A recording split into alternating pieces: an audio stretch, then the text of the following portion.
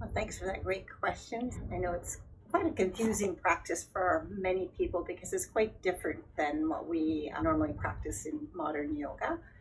It is based on it goes way back in the origins to the early Vedas, the first part of the Indian philosophy, where they started to look at ways of working with people's consciousness and suffering and trying to make meaning out of life. So these postures can be found in temples in India.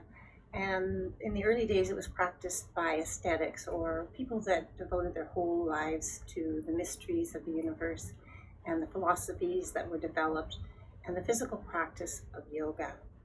So around the turn of the century, the father of modern yoga, Krishnamacharya, who spent time with his own guru up in the Himalayas, came down and started to teach yoga to regular people. And his mission from his guru was to go and teach yoga, but also to start a family and live the life of a regular person. And so he did that and started to gather usually younger men and boys in the early days to start practicing classical yoga. And there were many postures at that time that he taught to the students, and one of his students was Sri K. Pajabi Joyce, who was his student for about 25 years.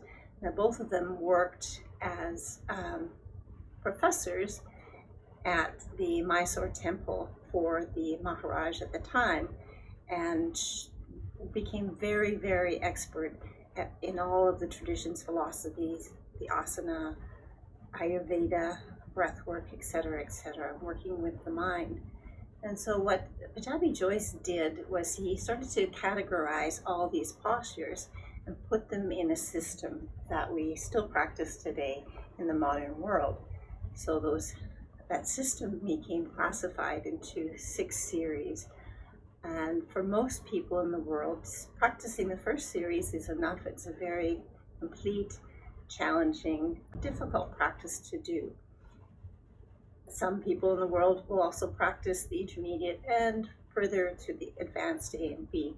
That is for students who really dedicate their lives and have the time and energy to practice 6 days a week, 2 or 3 hours a day.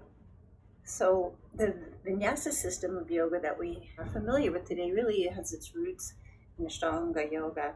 But where it's different is that we still like to teach students one by one in what we call morning practice or Mysore room. So we can teach the fundamentals of the practice so the student can actually learn the practice and practice it on their own, as well as come into the room for support as they take on more and more complex postures.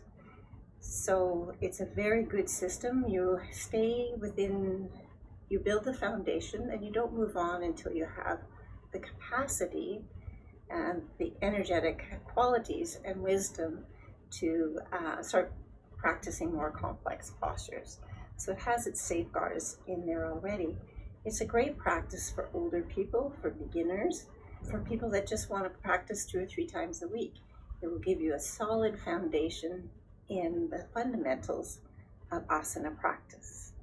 Embedded in the practice is also pranayama, or a way of breathing to concentrate the mind. So when you're in the fullness of this practice, you start to connect with your energetic body and higher spiritual qualities. So it's a very thorough practice. I've been practicing myself for 16 years.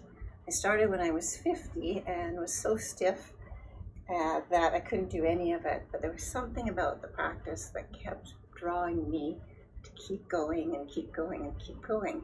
And today, a lot of the times I'm still stiff, I'm much older, but the practice still is very therapeutic for me. It's very strong medicine, and I still enjoy the various series that I do practice. I have listed on the website and also in the newsletter a comprehensive article that comes really from Kino McGregor's Stars site, which elaborates what the practice is and where it comes from and gives a lot of detail. And in this video, I'm just trying to touch on the highlights and what I'm passionate about as well. What many people don't realize is that the Ashtanga yoga means 8 limbs, is related to the 8 limbs, Ashtanga yogas of Patanjali Sutras. So it's classically embedded in philosophy, which is really about ethics, about restraints, about learning to control the mind and to preserve your energy and to look in your life towards what is spiritual for you. The asana part is really only one part of the system, and while it's an important part, it's only the 3rd limb. And the idea that is presented is that we suffer because of the way that we think and the limitations of our mind states. And today we have so much anxiety and depression and unhappiness.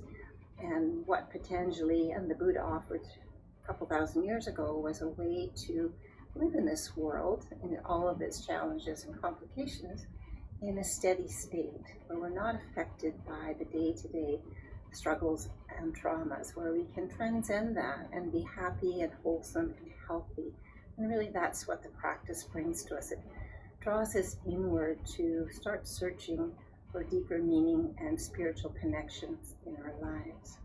And so the two are very well connected in terms of being able to sit quietly and breathe and feel settled in your nervous system, calm and wholesome. And also what I find still is relevant is it empowers us to move beyond where we think we are limited in our lives, both physically, mentally, emotionally, and spiritually.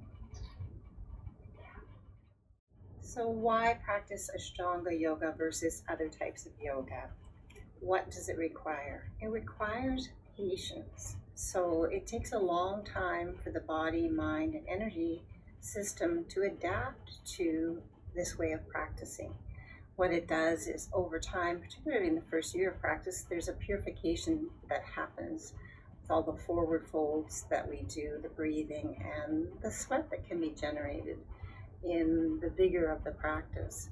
What that will give you is the balance of strength and flexibility, which is very important, particularly as we get older, learning to balance and stay calm and centered, both on and off the mat.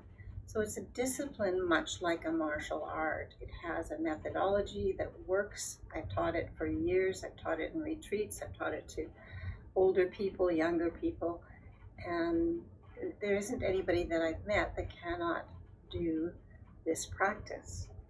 You may look at some of the pictures and think, oh, those are crazy postures, I'll never be able to do that. Well, I used to think that, 16 years ago. And somehow, if you keep up with it, if that's your desire, it's certainly not the most important part of the practice, you'll be able to do things that you didn't think you could do. And that will shift your mindset in your life off the mat. What are the ways that you limit yourself now that you could change and open up to?